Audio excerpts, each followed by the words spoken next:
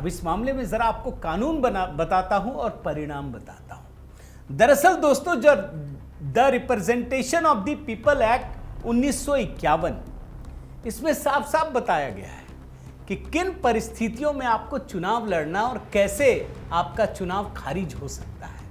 इसमें साफ साफ लिखा गया है कि आप जो अपनी संपत्ति की घोषणा करते हैं उसमें घालमेल नहीं होना चाहिए। और इसका असर आपको दिखाता हूं दोस्तों, इस रिपोर्ट को देखिए।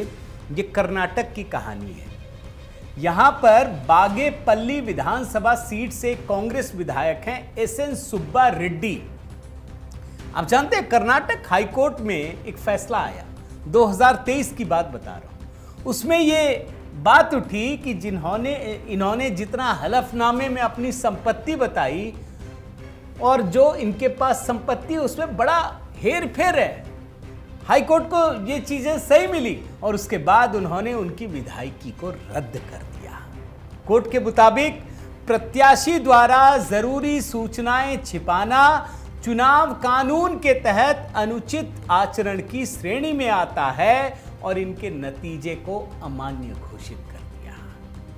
अब आप खुद समझ लीजिए कि भाई आपने संपत्ति बताई कितनी और संपत्ति मिली कितनी।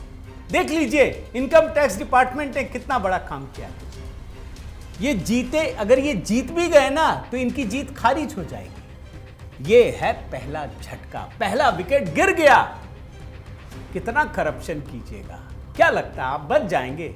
अरे बहुत सारी एजेंसियां हैं जो काम कर रही हैं दोस्तों। और ये तो मैंने आपको इनकम टैक्स डिपार्टमेंट की बात कही ना, अब जरा ईडी पे आइए।